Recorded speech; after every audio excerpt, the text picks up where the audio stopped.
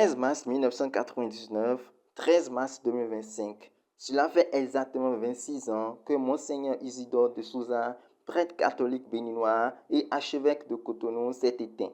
Pionnier de la célèbre conférence nationale des forces vives de la nation, tenue du 19 au 28 février 1990, promoteur de la paix et défenseur des droits de l'homme, il incarnait l'engagement citoyen et suscitait une profonde admiration. Pour lui rendre hommage, le père Éric Aguenounon, directeur de l'Institut des artisans de justice et de paix IAJP, a salué sa mémoire en mettant en lumière les qualités exceptionnelles de cet illustre disparu.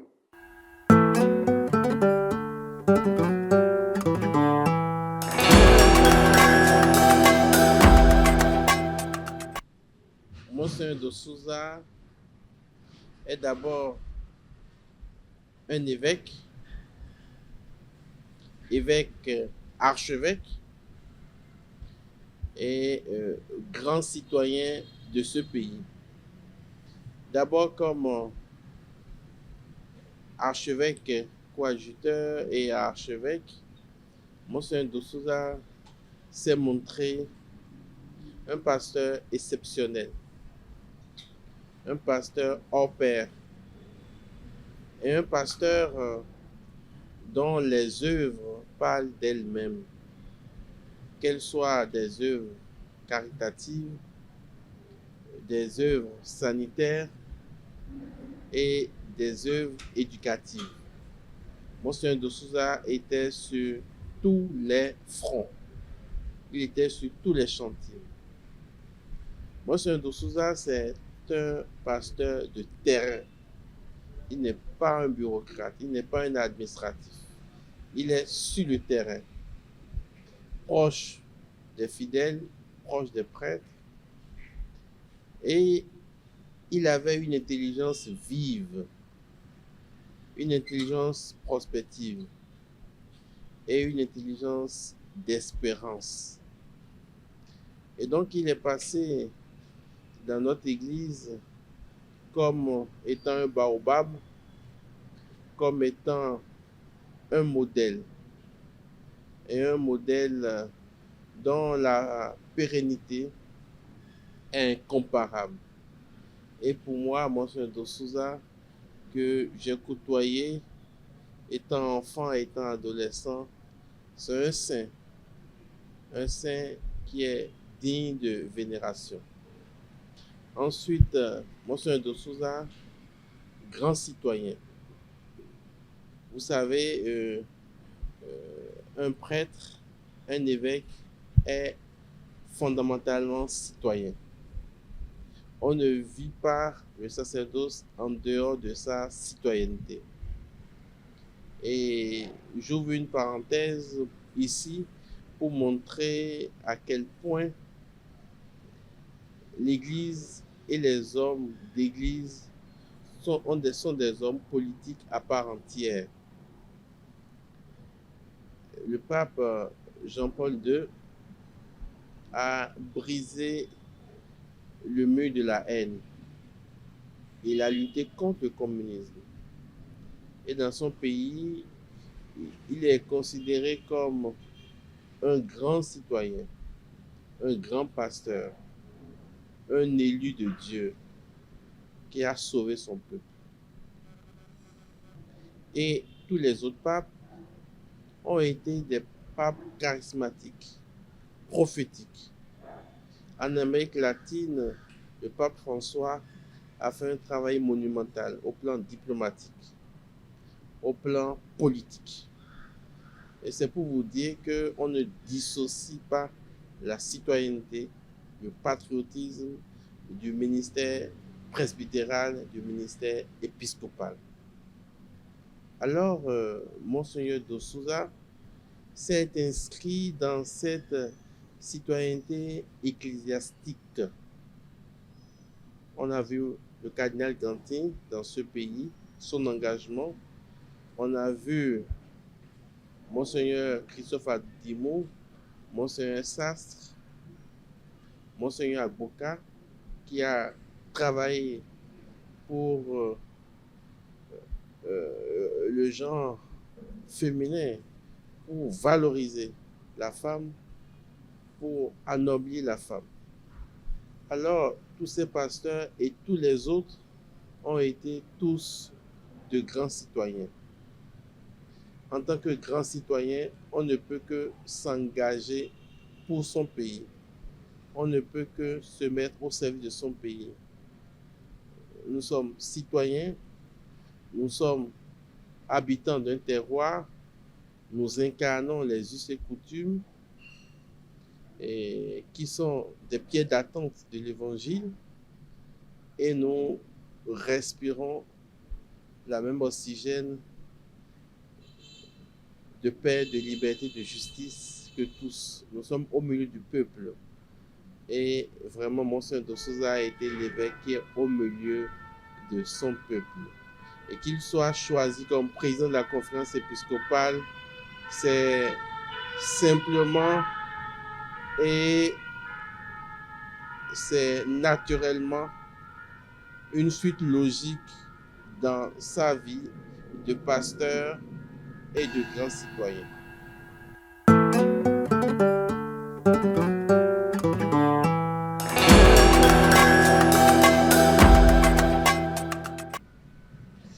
Monseigneur de Souza est protagoniste de notre accession à la souveraineté démocratique. Parce que être un État démocratique, c'est aussi une souveraineté. Quand on est dans un État de dictature, ou aller plus loin de totalitarisme, c'est une souveraineté qui est confisquée au peuple. Donc, Monseigneur Douza a été protagoniste de cette souveraineté démocratique-là, tant souhaitée, tant désirée. Il faut saluer tous les acteurs vivants de cette accession à la souveraineté démocratique. Il faut saluer ces acteurs vivants qui ont été salués tout récemment à l'issue du colloque organisé par la conférence épiscopale du Bénin. Il faut saluer la mémoire du général Mathieu Kérékou qui a été un bon protagoniste, un homme d'État qui aime son peuple et qui s'est livré pour son peuple. Alors, Monseigneur de Souza a incarné une figure charismatique qui a conduit toute la conférence nationale, mais surtout il a été cette oreille qui ont pu discerner, écouter et donner forme au langage et à la parole du général Kérékou. Alors, l'héritage aujourd'hui, il faut dire que je souhaite retenir 3 éléments. Le premier élément, c'est la place de l'homme. La place de l'homme. La place de l'homme, sa valeur, sa mission, son bien-être, son mieux-être, sa sécurité et les droits de l'homme. Alors, ce premier palier a décliné tout au long des régimes. Et aujourd'hui, l'homme est relégué au dernier rang. Et j'aime le dire qu'aujourd'hui, l'homme ne fait que chanter la beauté des pierres. Il s'agit à ce niveau de tenir debout. Le bout infrastructurel est le but de la promotion de l'homme. Le but du don de l'État à l'homme. C'est-à-dire qu'on doit être capable de travailler pour le bien de l'homme, tout en travaillant pour la métamorphose de son environnement infrastructurel. Vous imaginez On fait de belles routes, de belles infrastructures, des infrastructures où 90% de nous n'entrerons pas. Ou des routes, très belles routes, mais déjà à côté des routes, on se rend compte que quand on a les maisons, les gens ont faim. Les gens n'ont pas de quoi s'habiller, ils n'ont pas de quoi se soigner. Donc c'est ça, chanter que la beauté des pierres. Et ça, je le dis dans le pouvoir du déni. Alors, la démocratie n'est pas contre le développement. La démocratie n'est pas contre l'infrastructure. La démocratie n'est pas contre les réalisations. Aujourd'hui, on a de belles réalisations, de belles infrastructures. On a de belles réformes. On a une belle réforme de la digitalisation. Mais quelle est la place de l'homme dans tout ça? Est-ce que tous ces boulevards nous amènent à l'homme? Ou du moins, ces boulevards nous amènent toujours vers des murs? Posons-nous les vraies questions et recentrons le débat sur l'homme. Et donc, la conférence nationale a voulu donner à l'homme sa liberté, sa dignité, dans la vérité, dans la formation intégrale, pour qu'il soit davantage homme, pour qu'il soit davantage humain. Le deuxième point, c'est que la conférence nationale qui nous donne la démocratie, nous donne la démocratie comme étant le cadre, l'espace et l'environnement favorable au développement. La démocratie n'est pas une panacée pour le développement. La démocratie donne le cadre, donne l'espace et l'environnement. Espace de dialogue, espace de liberté, de justice et de paix, mais surtout espace qui vient renouveler le cœur de l'homme grâce à la formation, renouveler la conscience de l'homme grâce à la formation. Donc, ce travail sur le cœur de l'homme, sur la conscience, par la formation, par l'éducation, ce travail n'a pas été fait. Donc, il faut former le cœur de l'homme, former la conscience de l'homme. On ne peut pas faire ce travail par la violence des lois ou par la violence des institutions. Il faut que l'institution première, la famille, soit valorisée. Il faut que la société soit une oasis d'intelligence, de paix et de force, pour que l'homme soit vraiment protagoniste du développement, qu'il participe au développement et que le développement ne lui soit pas imposé et que lui, il soit relégué au dernier rang. Donc ce travail sur la conscience, sur le cœur de l'homme, pour qu'il soit un bon patriote, bon citoyen, ce travail n'a pas été fait. Et là, ça me chagrine vraiment. Et donc, il faut vraiment faire ce travail-là. Et c'est en faisant ce travail-là que l'homme sera vraiment artisan de développement, que l'homme sera vraiment celui-là qui aime son environnement, aime son milieu, aime son travail. Et donc, on ne va pas lui imposer un développement venant de haut. On l'a entendu, parfois on parle de dictature du développement. C'est un non-sens. Le développement, c'est le changement harmonieux du cœur de l'homme, c'est-à-dire du dedans vers le dehors. Et il change son milieu. Donc, le troisième niveau, c'est de travailler à la mémoire, de travailler à conserver cette histoire de la conférence nationale, travailler à communiquer cette histoire, enseigner cette histoire et à valoriser la démocratie. Si l'Afrique est à l'étape fondationnelle de la démocratie, donc à l'étape du balbutiement, et déjà et en même temps condamne la démocratie, alors que elle n'a pas fini, bon, du moins, l'Afrique n'a pas fini de fonder la démocratie et elle condamne elle-même cette démocratie et se tourne vers d'autres réalités. C'est un problème de formation. C'est un problème de formation des cœurs. C'est un problème de formation de l'esprit. La démocratie, c'est le système qui nous sécurise le plus. Même les monarchies aujourd'hui sont des monarchies démocratiques. Et la démocratie, et ce qui fait qu'elle tient, c'est le respect de la loi.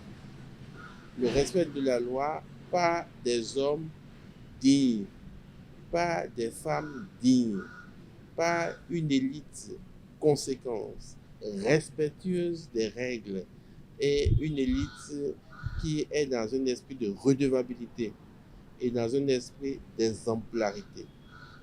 Alors cette histoire-là a manqué d'être fondée, a manqué d'être sauvegardée et d'être communiquée pour que les générations à venir rentrent dans une logique non de contestation, mais de valorisation de la démocratie et de travail d'incarnation, de fécondation et d'introspection.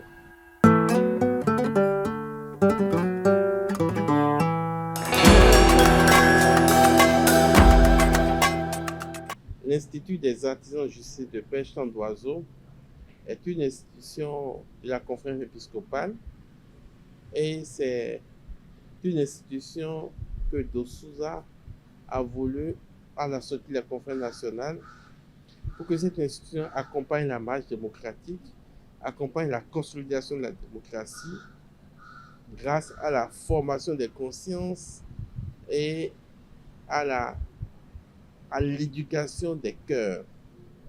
Et donc ici, nous faisons la recherche-action dans le domaine de la formation de l'être et de tout l'être, de l'être politique, de l'être citoyen, à partir de la maternelle jusqu'à l'élite. Donc ce travail-là, cette vision-là, vient appliquer la doctrine sociale de l'Église. Pour que la doctrine sociale de l'Église ait d'épaisseur, ait un beau tissu dans le champ social. Et que cette doctrine sociale ait aussi de la visibilité, une visibilité positive. Alors Monseigneur Dossouza a eu l'intuition et a envoyé le père Raymond Goudjor aux études en Allemagne. Quand Monseigneur Dossouza envoyait le père Goudjor, il lui a dit: à ton retour, tu vas créer un institut. Alors, et puis, les choses se sont faites comme ça. Et les premiers travaux de repérage du lieu, de ce lieu, de périmétrage, de fondation, ces premiers travaux-là ont commencé vraiment en septembre 1999, c'est-à-dire quelques mois après le décès de Monseigneur Dossouza. Alors, cette maison appartient à Monseigneur Dossouza. Cette maison appartient à la conférence épiscopale parce que Monseigneur Dossouza, c'est un évêque transversal. Il pensait à tous les diocèses de ce pays. Il envoyait ses propres bienfaiteurs dans plusieurs diocèses. Il aidait plusieurs diocèses. Donc, dès le départ, il a voulu que cette institution soit nationale avec un rayonnement continental et international. Et c'est cette œuvre-là que le père Goudjor a accompli pendant 17 ans, le père Koudjinou Colbert, 8 ans, et puis votre humble serviteur s'attelle à ça depuis quelques temps.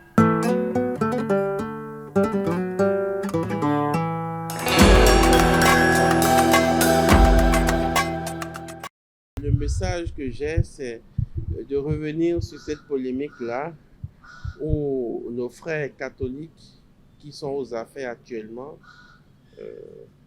accusent leur Église de s'immiscer dans la politique. Je vais les inviter à la culture, à l'intelligence et à l'histoire. L'Église est fondamentalement politique, mais la politique est noble. La politique n'est pas une bassesse. La politique n'est pas une bourre. La politique n'est pas une porcherie. Et même la porcherie donne de bonnes viandes. Mais la politique, c'est le lieu de la noblesse. Et un acteur politique doit être un homme bien formé, une femme bien formée. Ailleurs, vous verrez, à part Donald Trump, hein, bien entendu, les, les acteurs politiques, les hommes politiques, les femmes politiques viennent des grandes écoles et ont de grandes formations. Et donc, et constituent des modèles. Et donc, réduire la politique à une bassesse et sous prétexte que si l'Église s'en approche, elle se salit. Non. L'Église est fondamentalement politique parce que elle est au service du bien commun. Tous ceux qui sont au service du bien commun sont politiques. Ceux qui sont au service de la vérité sont politiques. Et ceux qui sont au service de l'homme et de tout l'homme pour son relèvement et qui ont le souci que l'homme soit relevé et qui ont le souci d'analyser la société, de critiquer et de dire ça reste à faire, ceci reste à faire, ceci n'est pas encore fait, pose un acte politique. Mais en réalité, toute notre vie est politique. La maman qui va accoucher, le médecin ou la sage-femme pose un acte politique. L'acte de naissance est un acte politique. L'hôpital qui existe est né de façon politique, l'université de façon politique, la carte d'identité, le passeport, donc toute la vie est politique. Les papes ont lutté pour la libération du monde. Jean-Paul II a fait briser le mur de la haine, a lutté contre le communisme. Ratzinger a lutté contre le relativisme, le pape Benoît XVI. Et le pape François a lutté pour réconcilier des nations. Alors, je termine par là pour dire que l'Église est la plus vieille institution. On ne peut pas combattre l'Église. Elle a plus de 2000 ans, elle existe avant toutes les institutions. Elle connaît les rouages du monde. Elle connaît la vie des nations. Elle connaît l'évolution. Le Saint-Siège a plus de 180 nonciatures dans le monde. Et autant de pays sont accrédités auprès du Saint-Siège comme lieu emblématique de la science diplomatique, du savoir, de la culture. Et l'Église fait une diplomatie de paix, de justice, de vérité, de valeur, de recherche, de l'essentialité. L'Église ne fait pas une diplomatie de la guerre, de l'argent, de l'économie, de la science ou du nucléaire. C'est une économie de vie, une économie de service, une diplomatie de sagesse, de paix et de durabilité pour donner à l'homme toute sa valeur et toute sa place dans le monde. C'est ce que l'Église fait. Et si elle fait cela, elle est aussi un acteur majeur de la scène internationale. Et ce travail du pape, du Saint-Siège, il couvre, le Saint-Siège couvre tout le monde entier, l'univers, avec 1,1 milliard de citoyens, de fidèles. Ce travail-là est dévolu à chaque évêque, à chaque conférence épiscopale, pour que le règne de Dieu continue et que l'homme aussi trouve sa place, car la gloire de Dieu, c'est l'homme debout. Il a conclu son intervention en exhortant chacun à dépasser les préjugés entourant sa personnalité et à s'inspirer de son héritage pour promouvoir la paix et la justice.